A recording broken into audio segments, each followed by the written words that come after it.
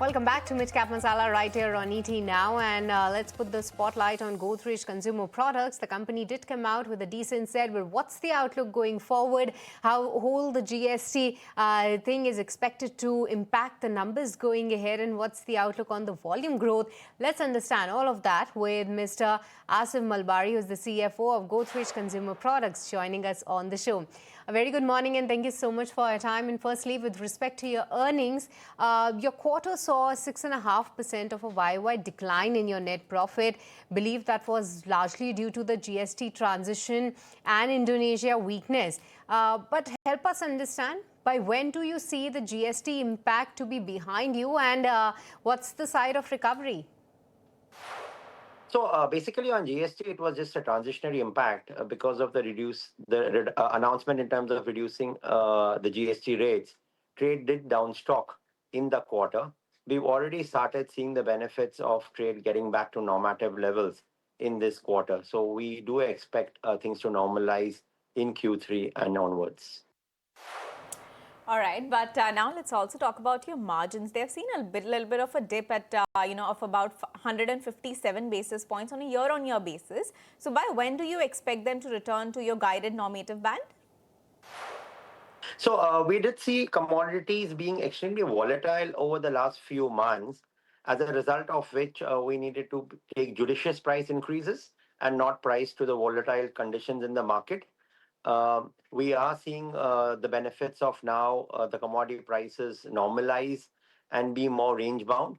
And hence, we've guided the street that in second half of this year, that is Q3 onwards, our India EBITDA margins will come back into our normative range of 24% to 26.5. It's likely to be on the lower side of the normative band, but it should come back into the normative band. We've also guided that our EBITDA margins for the full year, or the EBITDA growth for the full year, is going to be double digit for India and GOM. It may be slightly lower in terms of Indonesia and LATAM, and hence the consolidated margin growth for this year is likely to be high single digit.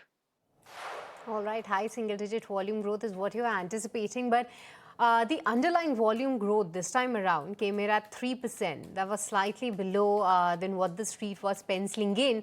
What's the volume growth expectation for the rest of the FY26?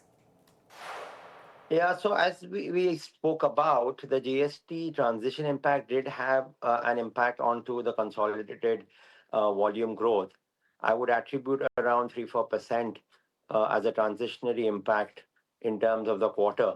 And hence, going back in terms of consolidated volume growth to the levels of mid to high single digit is something which you should see very soon.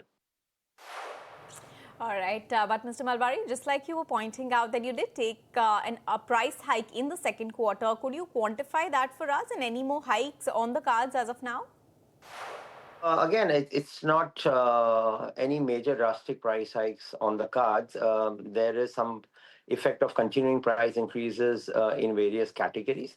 We do see the impact of price being around 1% to 1.5%. All right, but now let's talk about your segmental performance. The home care segment, that performed very well, especially the fabric care, the air fresheners. Do you see this segment leading the growth in FY26? Yeah, we're doing extremely well in home care as a category, and we've actually had strong growth in home care over the last many quarters. When it comes to personal care category, soaps has seen reasonably volatility because of the price and volume rebalancing, which we faced over the last couple of months because of the volatile commodity situation. Definitely expect that to kind of normalize. So you should see a fairly balanced growth coming in from both categories, home care and personal care. All right, so let's also speak about your specific products. Now, you've entered the toilet cleaner category under Godrej Peek. So what's the scale-up plan? How do you see it fitting within your existing portfolio? No, we already have a strong play in home care. We do have a very strong play in home care liquids in particular. Godrej Peek is a very interesting product. It comes in with a stain block technology. We have launched it in Tamil Nadu as a test market. You will see it sequentially expand from TN into more states and nationally in line with our defined timelines. I wouldn't be able to share the expansion plans, but definitely you'll see it kind of expand into more territories as we go along. It's a great product available at 79 rupees for a 500 ml, and the formulation is really good. So I do hope consumers like the product. All right, but Mr. Malbari, the Indonesia business, that actually posted a 7% decline in the constant currency sales. What's driving the continued slowdown, and what are the signs of a turnaround there? So I think in Indonesia, we delivered around a 2% underlying volume growth.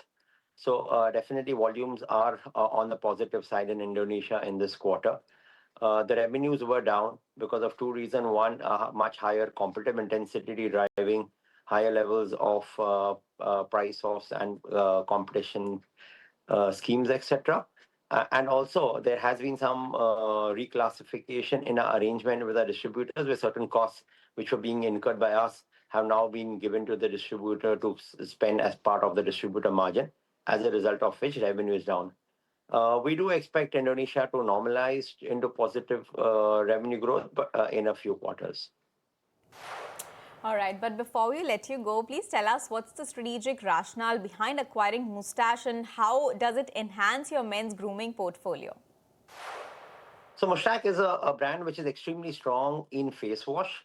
Face wash is an allied category for soaps. It's a strategic play for us. It's a fast-growing category, and hence there is a great synergy between Mustache and GCPL, given a large play in soaps. So there is a big strategic alignment from that perspective. It is the number two online brand in men's face wash, and a brand which is extremely profitable.